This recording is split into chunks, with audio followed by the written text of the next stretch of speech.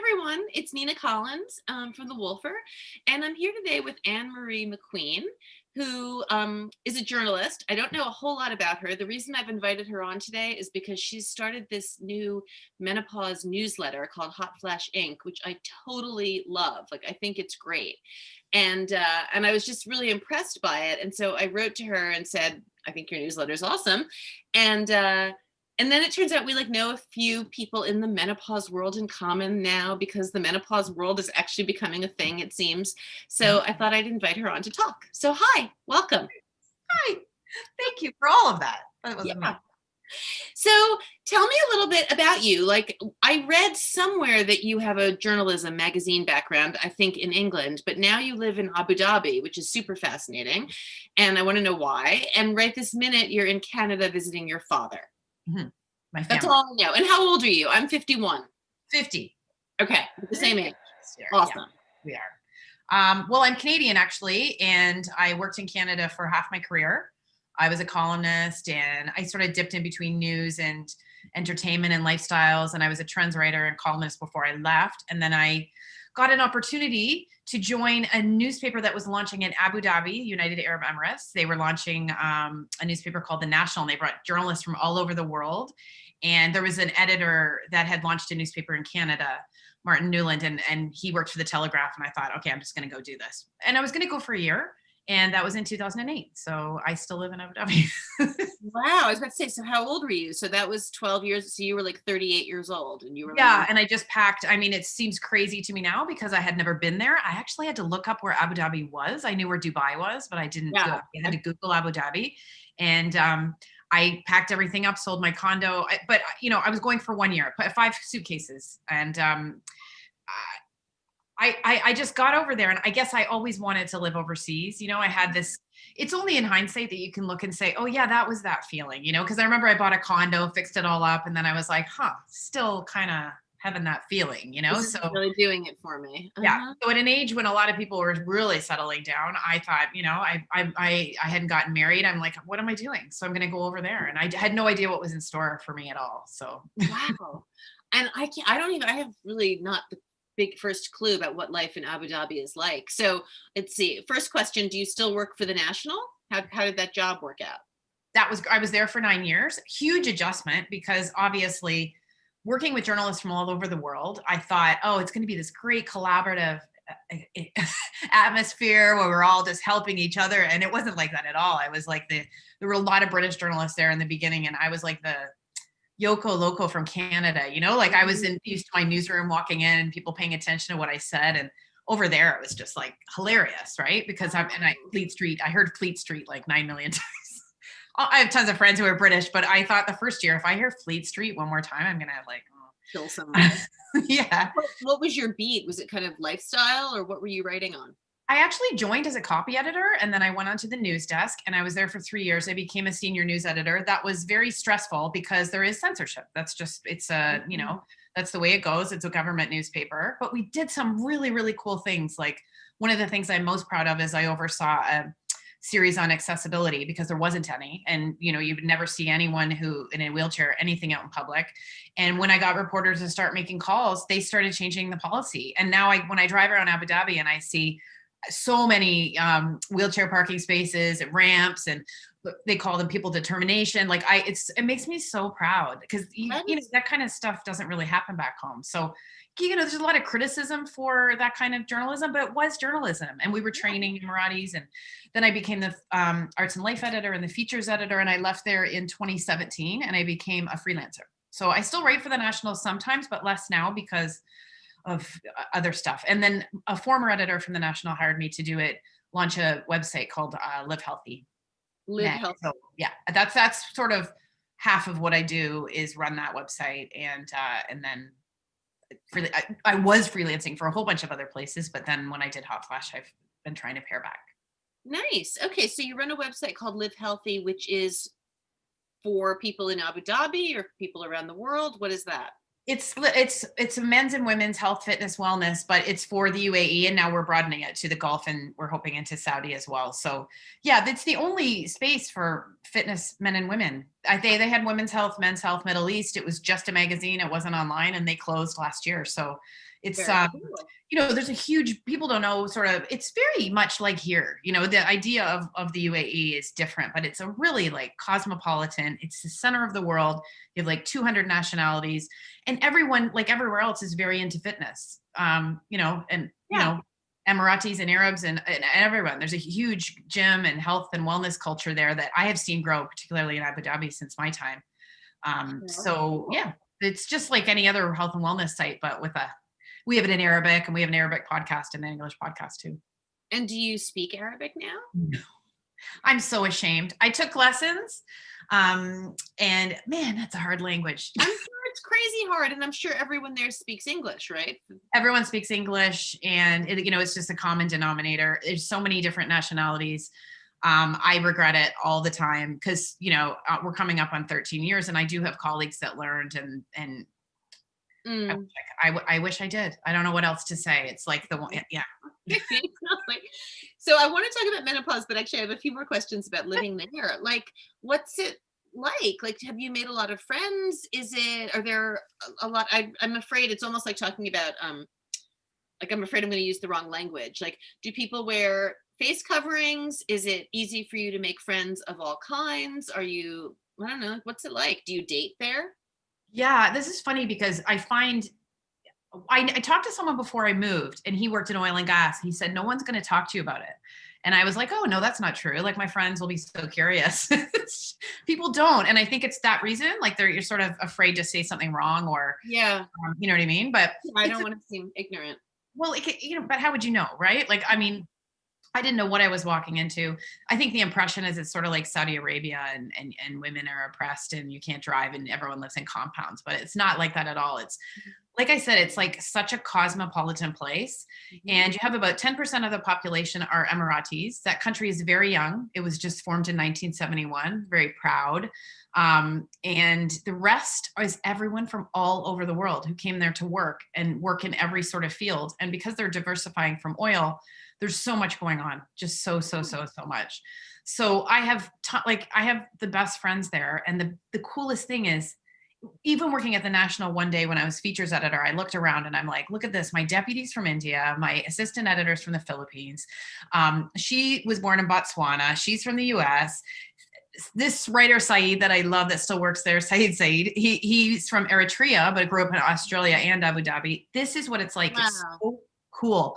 And because you have so many people there, some of them not by choice, there's a lot of countries in the Middle East, people can't live, they've been displaced by war. There's a ton of people, especially with Syria, a lot of people came. You have so many different backgrounds, and they're just doing their stuff there, so you've got like artists and musicians and a bit entrepreneurs, and they've really formed an ecosystem to nurture all that. So I feel like I never left. I've sort of had like 3 or 4 lives there, but I feel like that's where I got a sense of like, I can do things. Yeah. That I wouldn't have had if I stayed in Canada. And you can date, absolutely. And you date. And NYU has a campus there too, don't they now? Yes, they do. NYU Abu Dhabi, and with Live Healthy Meg, I work with 2 young people from there. They smartest kids in the world. Like they break. Yeah. So that must be fun. So there's like a whole American academic little world there that you can dip into if you want. And you've never been married and never had kids, right? No kids. No. So, and do you is it fun dating there? Like, do you have a boyfriend? So that's when I say lives, I've had, I sort of grade it by boyfriends, like I had a boyfriend. Actually, we once had a really funny thread in either What Would Virginia Woolf Do or the Woolfer about how you mark your life. And it was funny because some women talked about marking their lives by handbags, like which handbag they used at different points, or by dogs, but I totally do it by boyfriends. I'm like, when I was with Joe, blah, blah, blah. And when I was with so-and-so. Garrett. Yeah. And I always thought I would leave after them. But my first boyfriend was Canadian, and I worked with him at the National. He was a journalist, and we lived together actually. It's sort of illegal, but we just called each other husband and wife. And now actually the UAE just passed a new law that said you can live together if you're an expat. So, you're not, it was always a little nerve wracking with dating if you had someone sleep over. I had an American boyfriend for years. Someone can't sleep over? Well, look, for up until just recently, if I had a neighbor and I had some dispute, they could literally phone the police and say she's got a man in her apartment. That has happened. That, Wow. and the laws are, it's Sharia law, so it doesn't always make sense to us. So that always made me nervous when we were living together. We would always say, my husband, my wife, my husband, my wife. Uh-huh. Um, so that's one, yeah, like that's just one difference that you What wouldn't even think happens? of. What happens to you if they call the police because you have a man in your apartment? I don't know. I mean, I don't know if the police would really care. Like, I'm not sure. You hear the odd story in the newspaper. It's Mm. just, I think if you have like if you have I just made friends with all my neighbors. That's just what I did. I just like, I have awesome Emirati neighbors, and he's a cop, and I took them like candles and ended up being like best friends with them. Nice.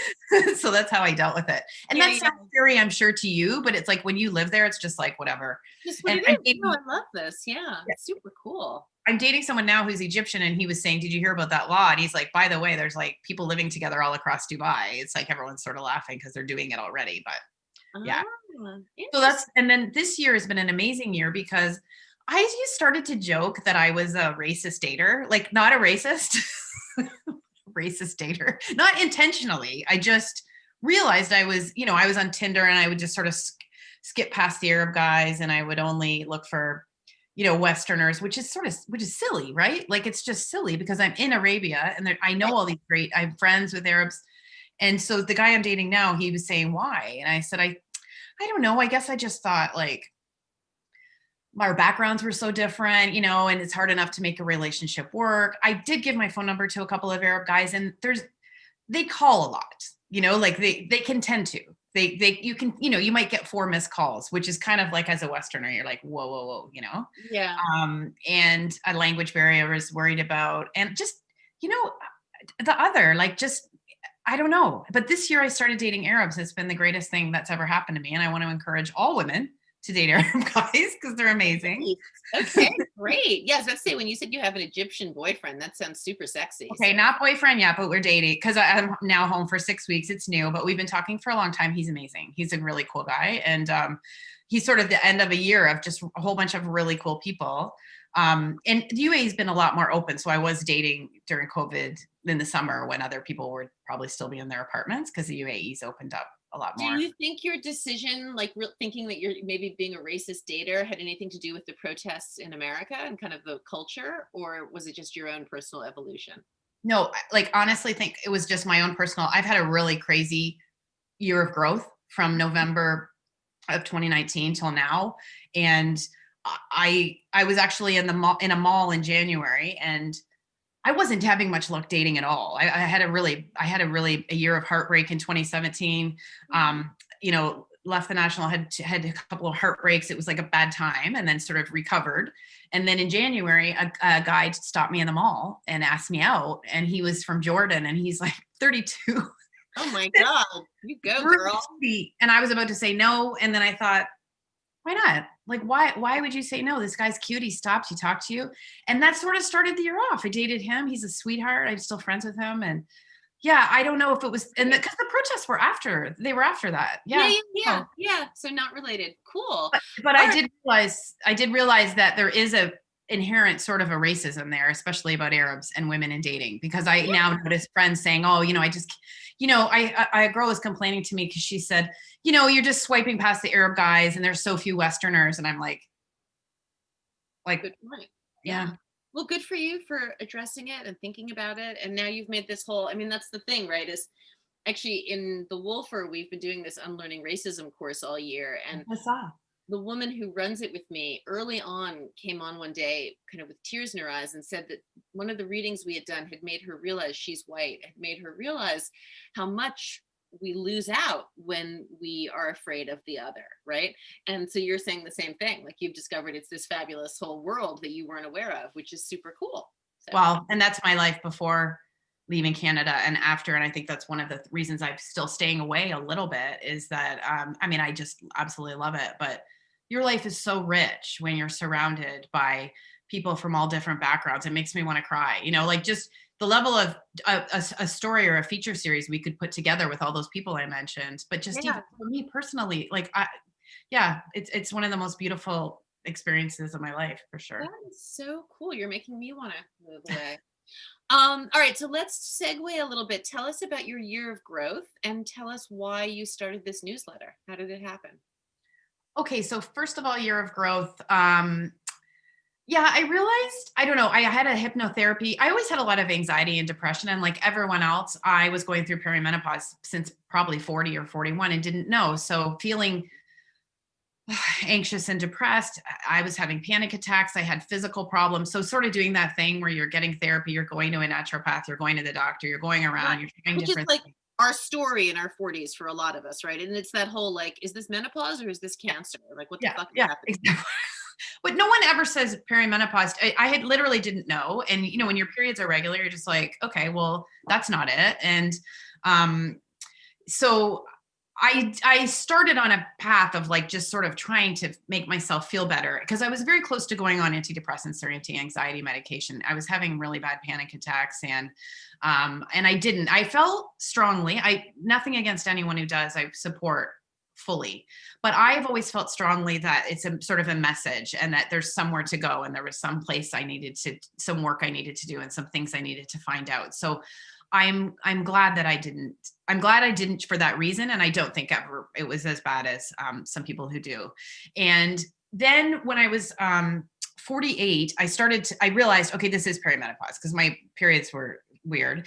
And I had read the book by Dr. Christiane Northrup, Women's Bodies, Women's Wisdom. I had read that a couple of years earlier, the chapter on menopause, just to prepare myself. Yep. And I loved what she said about the spiritual and soul part of the journey, but also physically how it's a natural process and your body's luteinizing hormone and follicle stimulating hormones rise, and actually they rise to levels that they are on those days when you ovulate and you feel like you can like do everything, you can just conquer the world. And that's why a lot of women when they get through menopause feel amazing. Great. Yeah. Right. And so I remembered this. And then when I was 48, I'm like, okay, I'm perimenopause and I'm a journalist and I want to find all about this. I want to, like when I discovered health and wellness way back in the 90s, I want to know the best newsletter and I want to, there weren't newsletters then, but you know what I mean? Like I Yeah. want to know the best websites and I want to know the people to follow and I want to know what's happening. And I put a Google alert and I just didn't like what I found. Like I Yeah. just, Yeah, because there's not much out there. There oh, has there's not much out there. There's the odd place that writes the everything you need to know about menopause articles that are all the same. A lot of fear mongering, sort of SEO stuff of the worst symptoms. Yeah. Like I read one article that had vaginal dryness in it, like 12 times or something. It was like, I had literally never ever heard of vaginal atrophy oh, until I was like, "What? Was yeah, this real or pain during sex?" Like yeah. even after I'd started the community, I think like it was a year into starting the community that I really realized how many women have super painful sex, Oh and it no, became it's kind of really a crusade. that's really scary. Yeah, it's Yeah, really upsetting. And there's a lot of women doing, there are a few women doing amazing work in that field. The other thing that bothered me that I noticed, so not great content, like just fear mongering from media and maybe some like just very generic content from people who are trying to sell something. And the polarity that we're seeing in every part of our world is there too. So you have like the HRT or bust brigade in one corner and you've got the natural in the other corner and everyone's like defending it. And I didn't like that either. So I didn't plan to launch a platform, but I just couldn't find the content that I wanted. And I was sort of, you were a at the journalist and you were curious and you were learning yeah, stuff. Yeah, I know what I would like to read. And I feel like this message of this is going somewhere good is getting lost in all of it. And, there's just so much money to be made from us. Like this is about, I feel like it's about to blow open. Like 1.1 billion women, I think by 2025 are going to be going through menopause. yeah, And the Female Founders Fund is a venture capital firm in the US that is, I'm sure you've heard of. yep, And so they released a report and it's like, we all spend like $2,000 a year practically trying to figure this stuff out. It's a $600 billion opportunity, they said. yep, yep. And just all of the things that are coming out. And we're going to be caught in the middle of this, like we're going to be caught in the middle of this echo of like loss, you're aging, you're losing it, and you've got to take this to feel better. And I just felt like I could provide content and maybe bring that. I'm a pretty, optimistic person and I could bring that sense. Well, you are. Your content is really good, and I can see now speaking to you, I understand because you're a journalist. A lot of what you write about you write much more about kind of the science than we do say at the Woolfer, and I really appreciate it. I think you explain stuff really well, and I like the way, like, we write about study, you know, like right now I'm obsessed with all this all the cardiac, all the health, you know, disease risk with menopause. Yeah. But I'm not you know, I'm not a science journalist. So anyway, we approach it differently, and I really think you do a great job. So how long have you been doing it?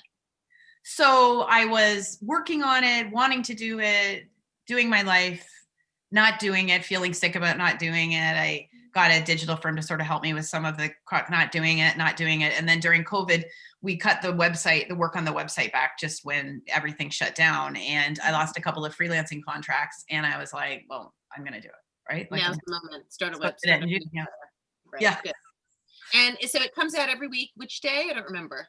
Well, that's the thing. I know it should be coming out on the same day, but I'm still testing what day is good. And then sometimes, you know, I fly from Abu Dhabi to London, and it took me until Saturday to get out. So this is what 2021 is. I'm gonna be like more of a businesswoman. I'm gonna figure out a day, and I'm gonna launch some other stuff.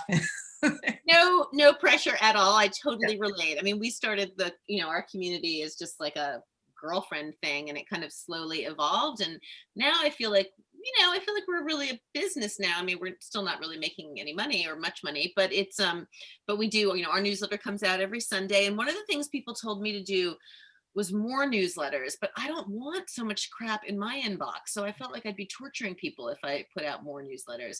We now do have a Thursday events mailer because during COVID, we've started having all these virtual events, and that kind of made sense. But, Yeah. you know, one of the things from the very beginning is like, I said to my kind of team, like, I don't want to just be producing content for the sake of producing content. I only want to say stuff if I really feel like we have something to say. So we don't do a million newsletters like other people do, or some Well, this people. is a tough thing, right? Because I'm sure you have so many different opinions when you launched this, and you're growing, but everyone's got something to say about how you should be doing it. And in the heart of it is what you really want to do, you know, That's like, exactly right, Anne Marie. I mean, that was the thing is, as the community, so my, you know, my background is kind of entrepreneurial, and I've had two different businesses in my lifetime. But when I started What Would Virginia Woolf Do as a Facebook group, I did not intend it to be a business. And I really resisted for a long time trying to figure, but then it took over my life, and I was spending all my time on it. So it was kind of like, and then the challenge was, well, okay, there's so many different directions one could take this in. You know, is it an events business? Is it am I trying to sell things to women? Do I want to be a coach to all these women? And I had to really think about what I really love about it, like what's interesting to me. And what's interesting to me really is the community. It's the women talking to each other and what they're getting out of it. I have now become much more interested in the content. I really like producing some of the content. I like having interviews. I like raising other women's voices, right? So meeting you and talking to you about what you're doing is super interesting to me. But it does kind of, for me, all come down to that connection. I mean, I love how much women have learned from the site, and they're also going to learn so much from your newsletter, right? So the information is invaluable, as you say, and all the stuff you talk about, I so agree with, like the polarizing, like we're so into like not shaming people, and like, I don't know what's right for you. Like, I've decided to go on HRT even though my mother died of breast cancer. I'm at a very low dose HRT after a lot of wrestling with it. It's working for me. I'm also post-menopausal now, and I have that I feel great thing. But I totally, when I was where you are, I were at 48, I felt like such shit. And it was the women in the community who kept saying to me, you're going to feel better soon. Like this, you're going to get to a better place. And I'm so grateful to them. You know, it's like, so and it's, then I see what's next. Like, I look at these women, the women in their 60s and 70s, and I really feel excited about being part of this I'm so glad to hear that. cohort. You know, it's great. And like listening to your talk about dating and what you've learned from living abroad is so fascinating. And so, and I agree with you that like it's going to be interesting to see where this menopause business goes, right? Because it does feel like we're at a precipice of, it's everywhere. Like, I just posted an article this morning from the New York Times with some young woman did a film about her mother's menopause. It does seem like something that everyone is kind of starting to talk about. It does. And the women who've been working in it already say that. They say it's like everywhere now. But it is if you're paying attention to it. It's not if you're not Do you know what I mean? So completely true. That's right. Your average woman on the street, your average 52-year-old woman on the street, if you Right. start talking to her about menopause, she's like, "Oh my God. Like Yeah. no one told me. No one Right. knows. This is And a if you mystery." my social network, my friends, like I've been torturing them all by talking about menopause all year. I was I was at a pool with some friends. It was a birthday. And I said to one of the guys, "Do you know about my business?" He's a business guy. And I said, "Do you know about what I'm doing?" And I said, "Oh, it's personal kind of." He's like, "Oh, please don't tell me." I don't want to hear about it. Yeah, but I'm like, That "No, I'm gonna tell you. I'm gonna tell you." But like I want to say menopause and have no one even like act weird. That's what I want to do. Right. No, that's a really good point. And actually, when I started What Would Virginia Woolf Do, the tagline was a place to talk about things you don't want to talk about with the men and children in your lives. Mhm. Because when I started posting about stuff like that on Facebook, like I would just get blank stares from my kids or my husband at the time, or so that's actually interesting for me to think about how that's evolved for us. Like we do want everyone. We want to be able to say menopause whenever we feel like it and have people not blink. That's exactly right. And I think when you're in the thing, you start thinking, oh, everyone knows about this already. I find that even with my new, I'll be like, why am I saying this? Everyone knows. And then they don't. Like I just made a video, I made a TikTok video yesterday after talking to a friend who said she said her breasts were so sore for a year. And then I remembered that mine had been so sore for like 2 months this year, like crazy. Like I thought I was dying and then it just went away. So I made a TikTok video and put it on Instagram. And so many women, I don't have a very big following, but so many women wrote and said, thank you for talking about this. Like Oh my God, I have to look up the video. All right, as soon as I get off. What is your Instagram? it's Hotflash Inc. Hotflash Inc. Yep. Okay, I'm sure I already follow you, but just for And our it's that listeners. on TikTok. I'm experimenting with TikTok. It's ridiculous. Are you a good dancer? No, no. I wouldn't do a TikTok if you paid me. But I really am impressed that you're I'm not doing. dancing. No, no, no, no, no. I'm just talking. There are people on there just talking. So I'm Oh, just, yeah, you just I'm just talk. talking. So what's Yeah. the difference between talking on TikTok or just talking on Instagram? Like, I guess you can do more things with the videos. You can put little labels on, you can stop the video and then start it again, which I guess you can do with Instagram. It's just Okay. it's an underserved. There's a few women on there talking about menopause that have built up really good followings. And I just figure I can make it, I don't know. My niece tells me that I need to. She's advising you in your Oh social yeah, media. she watched a video for me. She's 10. She said you need to do what your expert thing is, and that's what you're doing with menopause, and you need to post every day. And my nephew said, Auntie Annie, you have so many views, but no likes or followers. That's perfect. Those are the people Nailed it. we should be getting advice from. They're my Have digital you firm. have you joined or heard about Clubhouse yet? No. Okay, so you should join Clubhouse. If I get an invitation, so it's this new platform that's, how do you describe it? It's audio only. So it's a social media platform, but it's like you go on and you listen to people's conversations, or you can start a conversation. So it's a little bit like listening to live radio. Okay. And it's very, I think it's still in beta, but it's starting to be something that people are really talking about. And right now you can't just join, you have to get an invitation. But if Okay. you're a member, you get an invitation every once in a while. So the next time I get one, I will invite you. Thank you.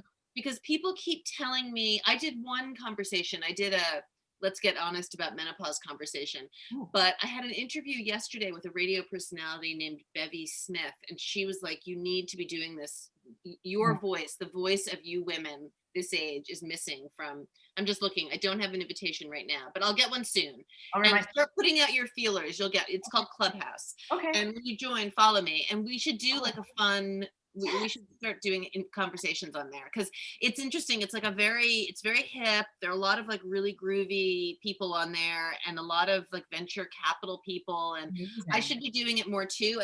I'm so busy with my own platform that it's like, Listen, do you just have like I have constant anxiety about this because I know I should be doing Pinterest, I hear, and I'm not on LinkedIn. I'm not doing anything on LinkedIn, and I've got a huge network, and I'm supposed to be. And the shame of like I know. Oh, I can tell you, we don't do Pinterest, and our Twitter is shameful. We really okay. focus on Facebook, Instagram. I don't do TikTok. I'm now kind of interested in Clubhouse, but I've not been Okay. doing enough of it. So I know you have to kind of pick.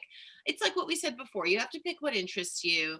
And also, I think so much of the value of this, and it comes across in your newsletter, is you have to really be authentic. You know this as well as I do. So you do what you want to do and what makes sense for you to do, and you kind of don't worry about the rest. It's also part of that, like being over 50 and saying like, fuck it, I'm going to do what I want to do. is it not the great, like, turning 50, if you told me that I would have this year, that I would be dating all these people, that I would have peace and happiness, not all the time, not No, all the time. I swear to God, I feel the same way, and it's so interesting. And my life has been, I've been very lucky in a lot of ways, but I've had a lot of torture. I mean, I really had my mom died when I was young. I had two Yep. terrible, terrible marriages. I mean, I feel like I spent most of my life until I was like 43 crying and angry. Like Oh my I was God. not easy. And I now feel such peace. It's actually freaky. I feel like I'm gonna cry hearing you say that. I lost my mom young too. I mean, I think your mom, I was in my 20s, but Yeah, I was um 19. Yeah, I'm sorry. Yeah, and a it's really lot of, hard. yeah, me too. I'm really sorry that it sucks. And I've had a lot of, I never got married, it's not a sob story, but it was very hard not getting married and not Yeah. having kids. That it was not an easy thing for me. It was, feeling like there's something wrong with you, and that thing where if you're not chosen, and I struggled with that and made myself wrong, and I really thought there was something wrong with me for a long time. And so, and a heartbreak, I've had some really really I've been really unlucky in love. And so it's just interesting that you get to a point where I used to think in old age, like, will I be sad? Like, how what will happen to me? And it's like, I don't care anymore. I don't. I know. Well, and also I remember a few years ago thinking, probably in my late 40s, feeling really depressed and thinking, God, isn't it supposed to get easier? Does it ever get easier? Why isn't it getting easier? And at the time I thought, no, I guess it just stays hard forever. And now I feel like, oh my God, I don't know. Right now it seems easier. Like, Well, I think this is part of the soul journey that I love Dr. Northrup talks about, where, you really have to look at everything that's happened. You have to heal whatever, yeah. sounds new agey or whatever, but you do it. I've done courses this year. I've healed like a lot of pain. We all have stuff from our No, childhood. I think it's true. I think when you meet people, because there is that thing as people get older, they become more of themselves, like their characteristics.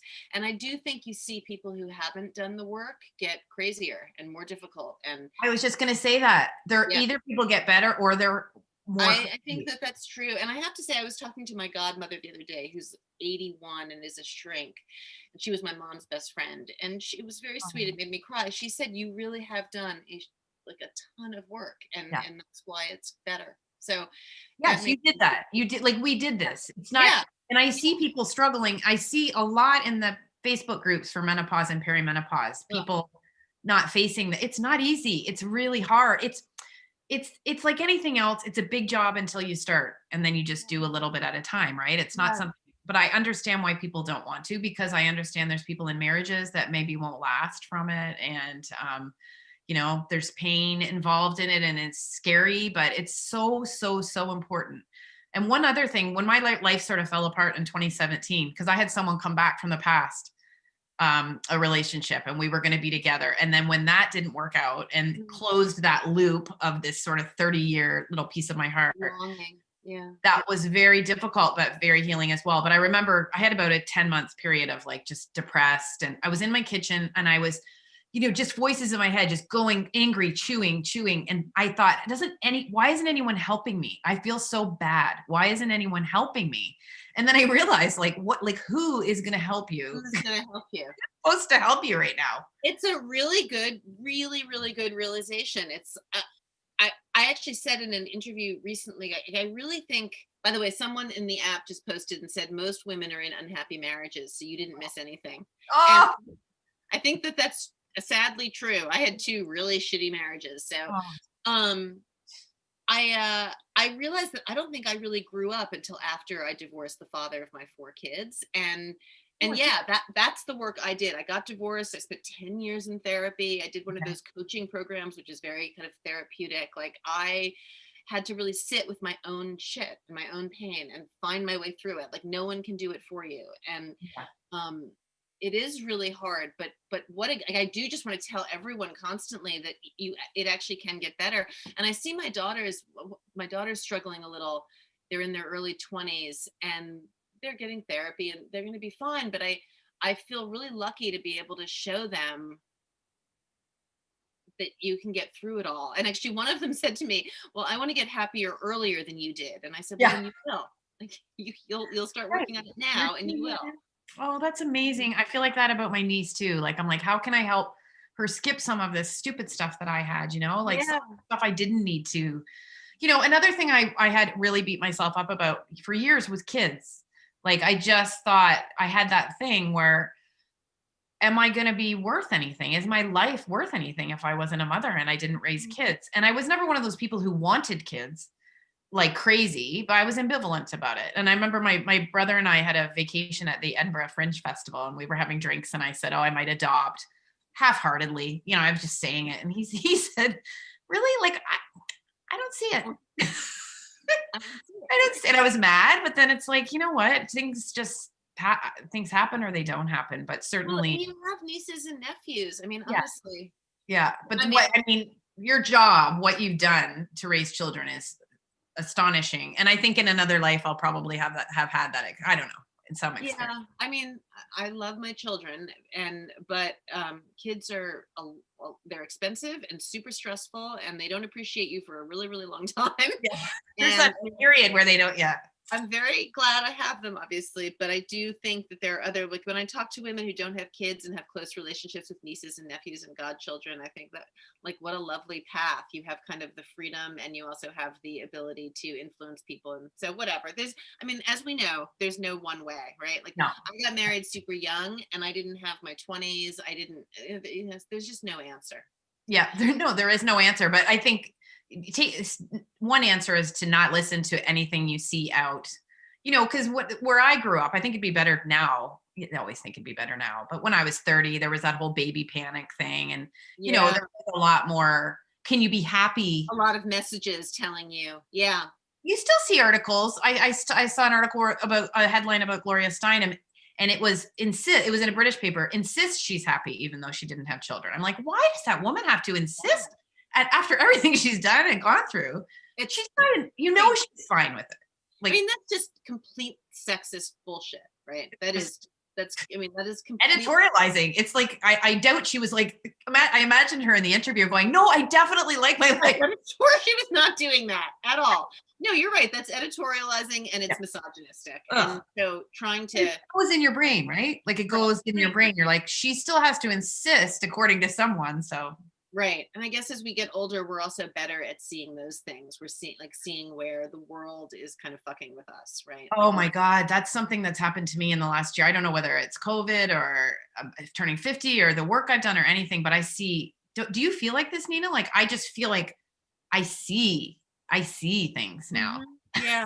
Yeah. I know what you mean. Well, there's a clarity. I mean, frankly, that's what they say. They say that's what happens after menopause, that there's a little bit of a clarity. I do sometimes wonder if, like, was a lot of the tumult of my life, was it just estrogen? Like, I don't know. I mean, was it all the growth that I've had to do, or was it just estrogen? Yeah.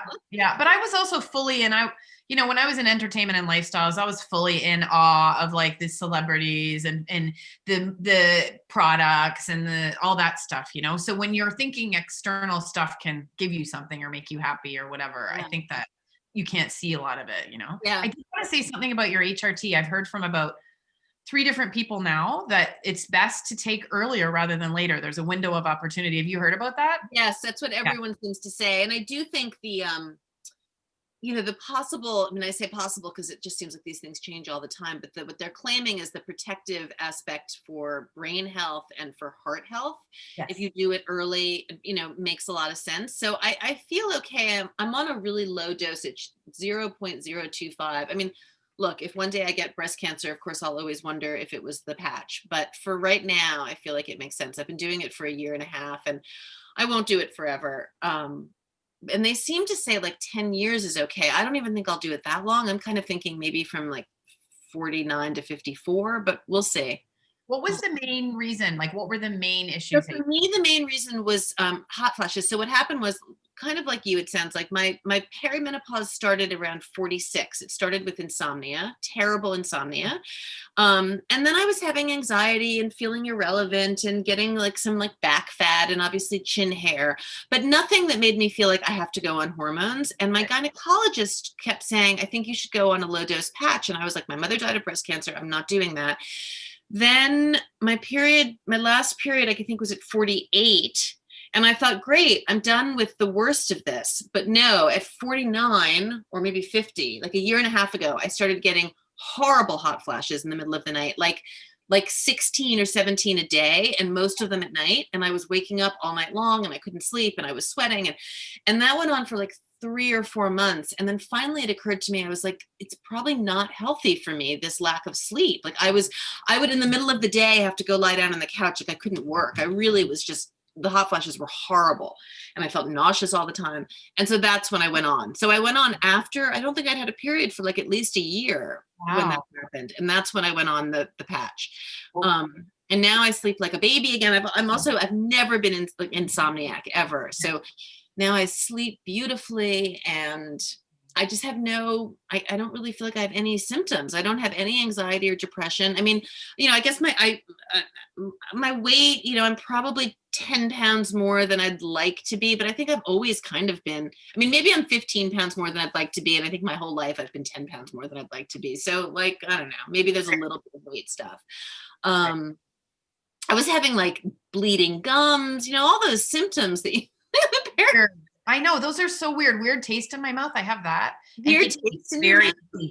I'm like a little monkey. Like I'm always just itching myself all over. Oh, really? I Yeah. had some of that in the beginning and I had creaky joints, but I don't have those anymore either. So I don't Yeah. know. For now, knock on wood, it seems to be okay. Okay, that's Um, amazing. That's yeah. those hot flashes, I think the name for them sort of doesn't emphasize how they feel, because to me I was having some really bad hot flashes and then they've eased off, but they felt like a neurological event to me. It didn't just feel like I Oh, was yeah. getting hot. Like it's disturbing to me. It's disturbing. And actually, the ones I was having earlier, because I should say, and this is probably true for lots of people, I started having them occasionally around 45, 46. Like I remember my one first really dramatic one, but they do kind of change. And the ones that I was having when I decided to go on the patch were really, yeah, they were just really debilitating. Like I felt really sick and I was like drenched in sweat and I was just like, I can't live. I felt like I don't want to live this No. way. So I gotta say, for me, I haven't had one long, it's just months. This month I'll have something, then 2 months later, I haven't had my period since August, but I had the breast pain for 2 months, terrible breast pain. I thought I was dying, got that checked out, nothing. The itchiness comes and goes. In 2019, I had a vacation with my family in the East Coast. I didn't sleep. I didn't take any, I take a lot of supplements. I didn't take any with me, but then some, and then maybe a week or two here, I'll have crushing fatigue. yeah. Um, Oh yeah, like the just fatigue for out of sure. control, like just can't sort myself out. And then I do find that whatever happens hits me harder. So like jet lag this time has been brutal. Like I still was just, yeah, Same yeah. for me exactly. During that whole period, now of course I haven't traveled this year like anyone, or like most people, but during those like my late 40s, jet lag was absolutely impossible. Like I just could not adjust. Anything you get. Yeah. So for me, for HRT, I danced around it. I just asked about it when I was having a hard time about a month ago, and then I came out of it. So there's never one thing. Like there's never Yeah. long enough that something goes on for me to consider it. Does that make Yeah. sense? No, a Woolfer actually called me yesterday saying that she's finally going to go on it, but she's really scared. And, I don't want to ever give medical advice. I was like, You got to maybe do it try right. it, see how you feel. I don't know. Yeah. It's, I, I can't believe how good I feel now on it, and I do know that occasionally I'll forget to change my patch like by a day and then I get a hot flash. So I don't think I'm Still there. through it, but at some Yeah. point, I don't know. Yeah. Anyway, this is so fun talking to you. I feel like you're my new friend. It's I really know. awesome. Thank you for reaching out too. That was so sweet. That's the sweetest, most ballsy woman thing to do. Just say like, I think we should be friends. It was so cute. Meant a lot. Oh, good. Well, no, I really meant it. I love what you're doing, and we'll just continue to figure out how we can help each other. And let me Thanks. know if there's anything I can do ever. I'm here, and hopefully we'll see Here. each other in real life one day. One day I'll come to New York. I'll And- be there after, but I'm here for now and I'll be there. And then maybe I'll be in New York someday. Okay, good. Awesome. Good, Thank you. good, good. All right, big hug.